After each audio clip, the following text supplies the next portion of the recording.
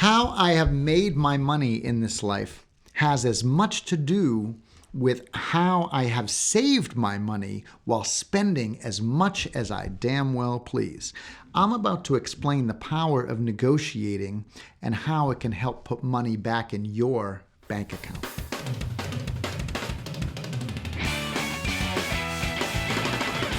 Like you, I like to buy things, right? Things come up in life, whether it's something I need or something I want. All of that requires spending. We have to earn a little money, and then we have to go out into the world and we have to spend our hard-earned cash every day. But I'm a different kind of spender. When I spend my money, I like choosing how I spend it, and I'm a little picky on the choices I make when spending it. Maybe pickier than most. Why? Because, well, we work really hard, and I mean, no offense to you, but I'd rather the money that I earn be in my bank account than someone else's bank account. So when we go out and we spend money, we have a lot of options and we have a lot of choices that we can make. And also we can learn to negotiate. See, negotiating is a trick I learned a long time ago by watching how the rich spend money when they go out and buy something, whether it's something very inexpensive or something extremely expensive. The first way you negotiate is actually by choosing. We make choices every day on how, where, and how much we are going to spend. I fly a lot, so when I have to take a trip and I have to get on a plane, the first thing I do is see what that's going to cost me. How much is it going to cost me to get to this location, whether it's Boston or New York or Texas or Chicago? That flight's probably not going to be cheap. Well, because I don't own the jet. And technically speaking, if I own the jet, it would cost me even more. I'm going to look for the best price, right? Why? Because I'm choosing on how I'm going to spend my money. Now, of course, within that, I can make some choices too. Do I want to pay more for convenience, right? Do I want to pay the $400 ticket and fly direct, or am I okay with paying $200 and maybe having a layover? So it's the same thing when I eat out, right? I know that I want a really good steak, let's say. So I can go to a place that I know that's a little bit cheaper restaurant and has really good steak, but maybe it's not super high class. They're not charging a lot, but you're not getting a lot for ambiance. But maybe I have a friend in town and I want to take them to somewhere that's a little bit nicer, a little bit more impressive, right? Maybe we're going to get dressed up and we're going to go out. So I want to kind of go next level up, and I know I'm going to spend a little bit more money there. I know I'm going to spend a little bit more money in that steakhouse. The point is, I can make choices. I can say, I know if I go here, I know I'm going to pay $25 a plate, and I know if I go here, I'm going to pay $50 a plate. If I go to the $25 a plate place, well, then I'm pocketing $25 or more, right? With tax and tip and drinks and everything else. So I can choose how I save my money.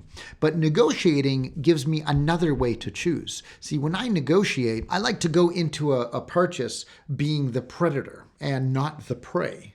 See, in today's, fast-paced, super hyped, overinflated economy, everything can be really expensive. And sometimes they just hype up the price a little bit, hoping they get it. Like if you go to a car dealership, well, that's one of my pet peeves. Two people can go into a car dealership and one person will definitely pay more on the same car with the same options, even on the same day, because they did not negotiate as hard. And the salesperson just wants to make the sale. So if they have someone who's a pushover, they know they can charge them the higher overinflated price, and they're just going to sign on the dotted line and they're going to pay it.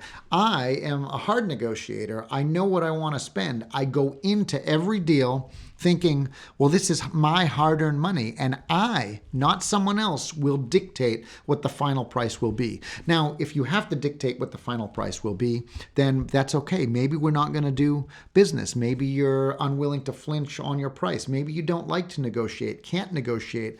Mostly people don't have the power to negotiate, right? You walk into most stores and you may not be dealing with the person who has the power to negotiate. So the first thing you have to do is get educated and realize that you are in charge of how much you spend. So how do we do that? How do we negotiate? And can you negotiate anywhere? Well, frankly, I've negotiated in everywhere from Walmart to Home Depot. I mean, I was shopping for a television one time and I went to a Walmart and they had the TV I wanted, but technically they were all out. And I said, well, can I buy the floor model? And they said, we do sell the floor models, but normally it has to be X amount of time after we're out of inventory, and I would need to get approval for a manager. And I said, well, why don't you talk to somebody now and we'll see if we can put this deal together. And I've negotiated for the floor model. We have gotten a better price and just done better because you save on the taxes, you kind of save on everything. I've done the same thing with stock at Home Depot for building projects.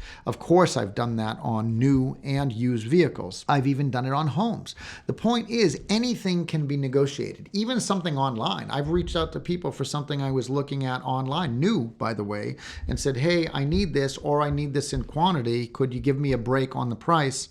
And even if I only need one, I'll say something like, I'd like to try this product out. So, will you give it to me at a discounted price so I can check out the quality? Most times, believe it or not, if you're polite and you handle it with courtesy, then people will offer you some sort of a discount because it helps them make the sale and maybe acquire a new customer, maybe someone who's going to buy a lot more from them in the future. So anywhere where something's being sold, almost, things can be negotiated. So how do I do that? The first thing I do, let's kind of exclude maybe buying online or buying new for the moment, right? Let's look at something for the house. Maybe, I had a stove go out in a rental property recently in the past year, and I went online to look at used electric stoves, right? So what I did, the stove being the example, is the first thing I'm going to do is I'm going to qualify the seller. In other words, I want to know if the seller is a little bit flexible. So I'll call them up and say, hey, I see you have this item. It looks pretty good. The price seems all right. I'm going to do a little research on that. If I come in with cash and we do a deal today, I come in to take it today, I'm not giving you a number, but are you a little bit flexible on the price, or is that set in stone? If they say something like, why don't you come down and take a look at it? That already lets me know that they're flexible,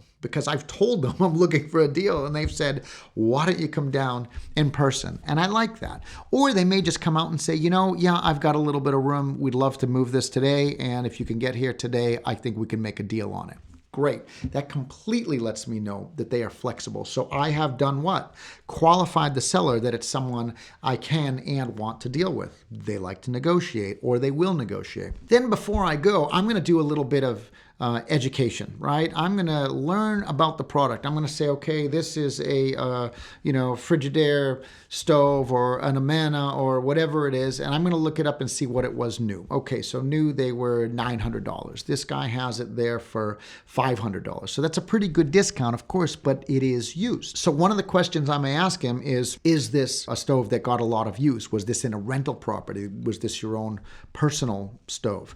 And I'm going to ask good questions too. That's another pet peeve of mine, are people who ask stupid, inappropriate questions. I would not go to his house and be like, have you ever cooked a turkey dinner in this oven? Or do you boil water often on the top of this stove? I mean, I'm going to sound like an idiot. I'm going to ask him real questions about the stove. How old it is, when he bought it, did he get a warranty with it? Was it in a rental unit that saw tons of use by different people, or was it his own personal stove in his own personal kitchen, right? These are things that I would want to know. Once I know what a good deal is on this stove, like I know it cost $900 new, and I know now that he's asking $500. Okay, so it's a decent deal on a used stove if it's in great shape, but is it an outstanding deal? No. What would I consider an outstanding deal? Maybe $350 or even $450. $450 would be half price, right? And if I'm buying for cash, we know there's no tax involved. We know he paid the tax when he bought that $900 stove, so he's into it for $1,000. Of course, now I've asked some appropriate questions.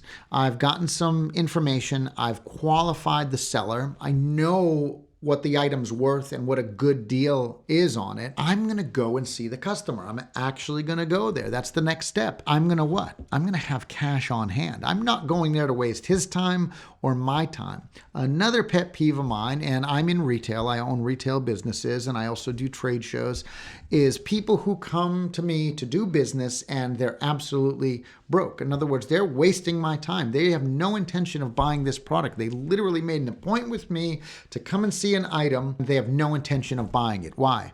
Because they have no cash on hand. I mean, they're coming in and they're broke as a joke, and they're saying, well, I just was sort of feeling out the waters and I really want to buy this, but I don't get paid till Friday. Could it come back on Friday? After they've just negotiated the deal of the century. And that sucks. And they never come back. I mean, it's always a baloney story that they give you. And it sucks. They have no cash on hand. When I go to buy something, if I'm truly there to negotiate and walk away with that product, I've not only qualified the seller, but I've made myself a qualified buyer. So I am literally going to buy the item if I want it. If I see everything about it is good and I'm ready to go, then I'm ready to go. That's the best way to be able to make a deal, is you have the money with you and you can make what? The next step.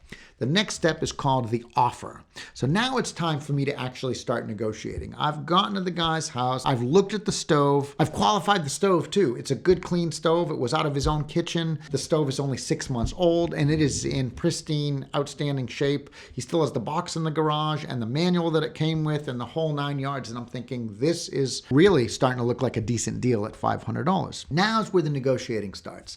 I talked to him and I've already qualified that he does want to sell it. He said he was a little bit flexible, so we throw out the offer.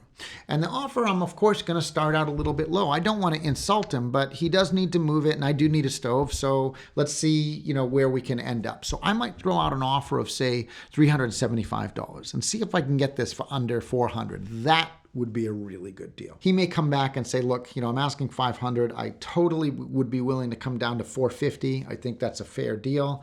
I see you brought a pickup truck. I see you are ready to take this item. And that's kind of another sign too. If I go to buy a car, I show up with a car hauler. If I go to buy a motorcycle, I show up with a trailer. Like, I look like the guy who's gonna be there. So I arrive appropriate. Right? I literally am prepared. I look appropriate. I go dressed well. I'm not there to, show up in pajama pants and flip-flops trying to buy an exotic car, right? I mean, I show up like the guy who's going to get it done. And I usually am. When I show up and he sees I brought a pickup truck, he's like, this guy wants this. He's ready to take this today. Like, we're good to go. He's my buyer. How can I get this sold right now? So he's going to come down a little bit. And let's say he comes to $450. And I might say something like, you know what? That sounds like a really good deal. I'm just not prepared to spend that. This is for a rental property. I'm sticking at a rental where people are going to abuse it. And I may have to replace it in another year. I don't know. So it's still a little bit more, but I am willing to take it today. You can see that. Do you think we could just meet in the middle at 400? And he's going to do one of two things. He's either going to right off the bat, just take the 400, reach out and shake my hand and say, we've got a deal. And I did just get the deal of the century. And I also helped him out too by getting him a little bit of cash back on this and removing it from his garage where he can no longer park his car. Or he may say, look, I can see you're here. You want to do business. I will totally work with you. I can't come down to 400. Why don't we just split that difference and go to 4.25? And I'm going to reach out and shake his hand. He's been willing to work with me. We've gone back on a number a couple of times. And that's another key point to this. You do not want to go back and forth too much because then you start to insult them. If you really hold to your number sometimes in negotiating, and there are times that I do because that's what the item is worth. If this thing was a little beat up, but it worked really well, no box, no manual, no nothing, I might have to replace the power cord because it's been chewed by rats or something. Yeah, I'm going to stick to my number. I mean, $375 is it, and that's what I'm willing to give, and I'm just not going to negotiate past that. If you're willing to take that, I've got my truck, and you can help me load this right now. If not, no harm, no foul. You probably can get more from someone else. And I would treat him very respectfully. And I never abuse the customer, right? If he's willing to come to my number, easily and negotiate with me in a fair way, then I can do the same. The other thing is you don't want to insult the people. Once he reaches over and he says, nope, you've been good. This is a deal for both of us. And let's just do it at $425. That's it. The next step is to get him paid and take my merchandise and realize that I just got a great deal. Okay. So I act interested, when I want an item. Sort of a tactic of mine is to act interested, but never act overly enthusiastic. In other words, I might need this, but I don't necessarily need the one you have. And if the price is too high, then I definitely don't need this. Remember the rule. It's my money. I earned it, and I'm going to determine how I spend it and how much I spend. I don't let the world tell me how much of my money to unload, because they will tell me to unload it all every single time. So every penny I've saved on every single deal, whether it was buying a house and saving 50 or 100,000 off the top, or buying an exotic car and saving, 50,000 on that, that's money I was then able to save and put away. Why? Because I had it. I didn't go into the deal negotiating without having the money either. I had the full amount to pay, but if I can save some money off the top through great negotiating, then that's just money I can then turn around and stick in my POM, earning some interest for me. Remember, at the end of the day, your greatest skill is your ability to shop around. There's a saying that says the things we own sometimes end up owning us, and that's definitely not what we want, and I don't want that for you either. Mostly buy what you need when you're out shopping, but if you do the right things when buying when you need and save enough money through negotiating, then you can go out and buy the things you want. My name is Daniel F. Margasa. You are watching the Almost Criminal Millionaire channel, and if you enjoy the topic of finance, money, and how to improve the health and wealth of your bank account, then please like and subscribe for more.